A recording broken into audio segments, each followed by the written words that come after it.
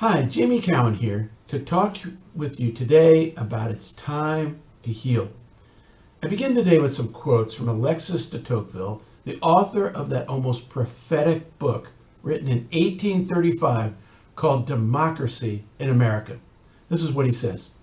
As the election draws near, intrigues grow more active, agitation is more lively and wider spread. The citizens divide up into several camps, each of which takes its name from its candidate. The whole nation gets into a feverish state.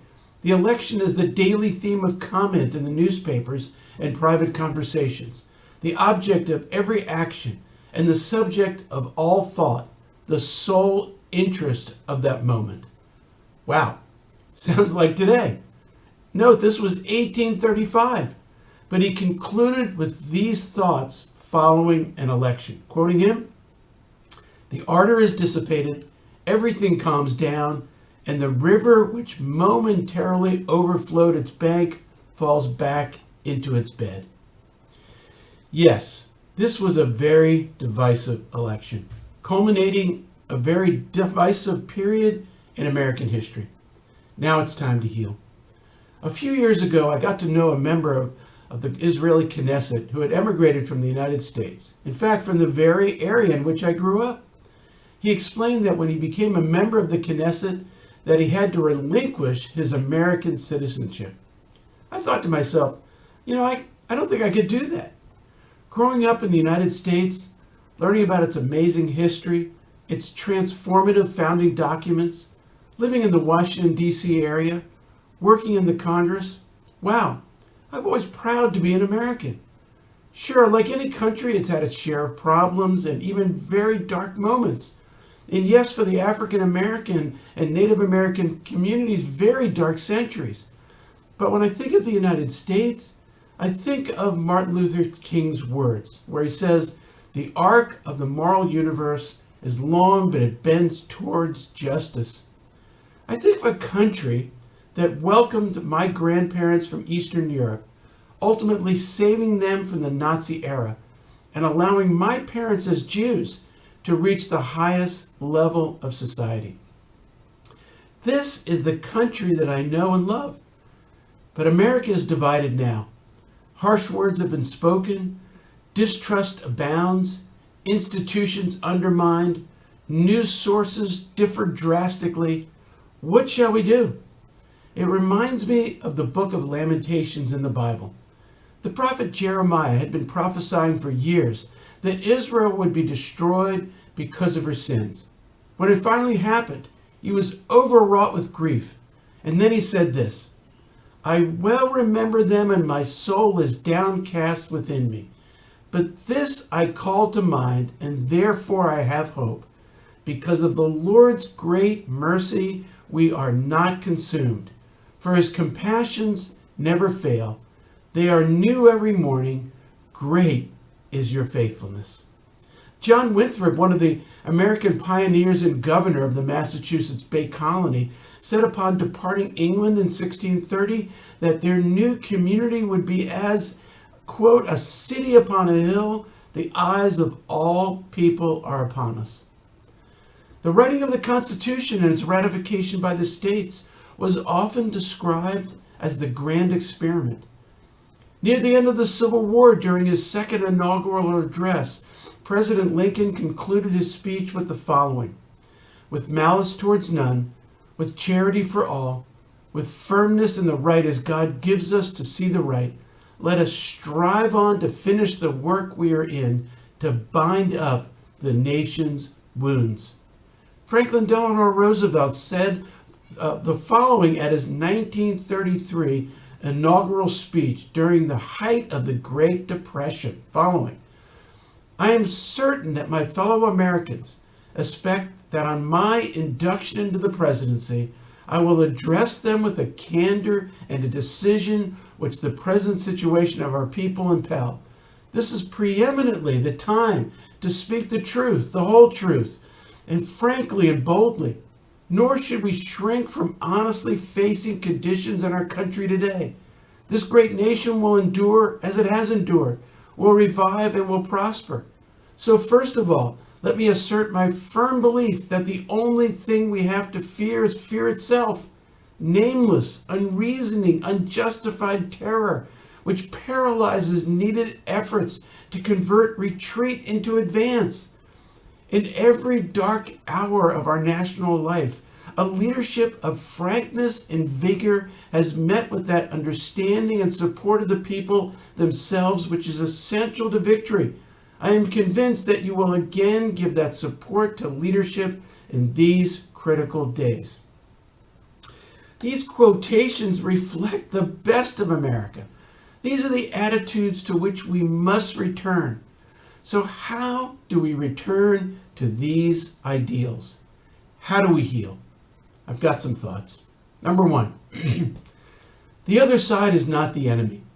It's encouraging that Joe Biden said this very thing on Friday night. Every person is created in the image of God. Every person is a child of God. The angel said to the shepherds when he introduced the birth of Yeshua the Messiah, "Do not be afraid. I bring you good news that will cause great joy for all the people."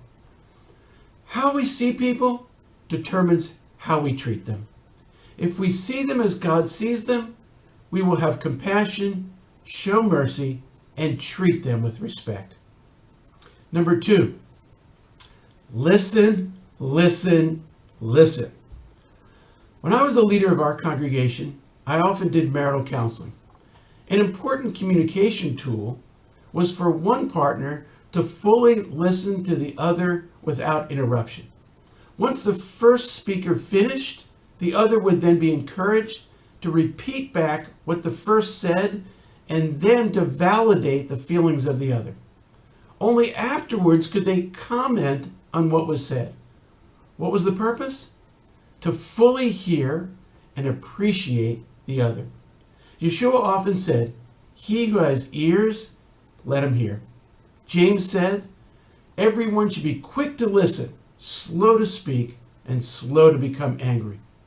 We need to listen to the other side to truly hear their views and even validate their feelings, and not just have knee-jerk reactions and reject out of hand their views. Number three, the truth must prevail. Yeshua said, "You shall know the truth, and the truth shall set you free." Lies, falsehoods, misrepresentations, conspiracy theories, and more have become commonplace in public discourse. Sadly, President Trump has fostered this atmosphere. More than ever, we must demand the truth and categorically reject lies. Proverbs 6 says there are 6 things the Lord hates, 7 that are detestable to him: a false witness who pours out lies, and a person who stirs up conflict in the community. The question for all of us, to what and to whom is our allegiance? To a politician or to God's words and his commandments? Number 4, reconciling with others. This election has caused horrific breaches in relationships among families, friends, and congregations. Honestly, it's shocking. The Apostle Paul says that we've been given the ministry of reconciliation. Yeshua said, "Therefore, if you are offering your gift at the altar, and there remember that your brother or sister has something against you, leave your gift there in front of the altar. First go and be reconciled to them, and then come and offer your gift." We need to reconcile with one another, apologize to each other for harsh words, and putting political views before people. A good friend of mine told me a long time ago, "Jamie, you can be so right that you're dead right." Meaning that my so-called rightness in my views can produce death in relationships with others. We need to reevaluate our priorities. Relationships first, everything else after that. Number 5, rebuild. One of the great tragedies as recorded in the Bible was the defeat and destruction of the first Commonwealth of Israel. This was the kingdom of which David had been king earlier. The Jewish people of today still mourn this tragedy on a day known as Tisha B'Av, or the 9th of Av, a day in the Jewish calendar coinciding with the destruction of the first temple by the Babylonians. Jews were then taken captive to Babylon, but God promised to restore them to the land. And 70 years later, they began to return and eventually built the second temple. During one of the waves of returnees, there came a man named Nehemiah, who took charge of rebuilding Jerusalem. He called on all kinds of people to participate, using their unique gifts and abilities to rebuild the city. It was to this rebuilt city that Jesus the Messiah later came. Every person has unique abilities. We can use those abilities to rebuild our society, to rebuild trust, or to destroy it. I still believe that America is a great country and has a unique mission in the world. Let's help rebuild it. Let's help heal it. Thank you, and see you next time.